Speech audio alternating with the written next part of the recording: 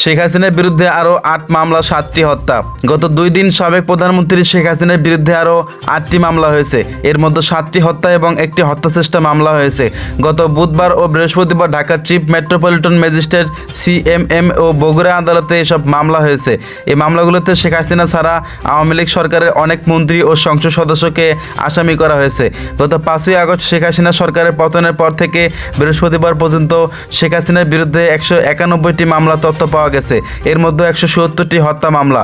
একই সময়ে বিভিন্ন মামলায় আওয়ামী লীগের সরকারের মন্ত্রী, সংসদ সদস্য, উপদেষ্টা ও শীর্ষ পর্যায়ের নেতা মিলিয়ে 33 জনকে গ্রেপ্তার করা হয়েছে।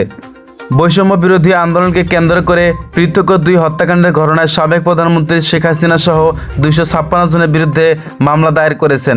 মামলার অপর আসামিদের মধ্যে রয়েছেন শেখ রেহানা, ওবায়দুল কাদের, আসাদুজ্জামান খান কামাল, মশিউর রহমান মোল্লা সহ আরও বেশ কয়েকজন।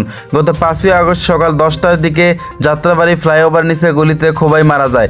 এদিকে বৈষম্য বিরোধী আন্দোলনের সময় গত 4ই আগস্ট দুপুরে রূপনগরের প্রশিকা মোড়ে গুলিতে ইসলামিয়া হাইস্কুলের শিক্ষার্থী মিরাজ নিহত ঘটনায় শেখ হাসিনা সহ 168 জনের বিরুদ্ধে মামলা করেছে।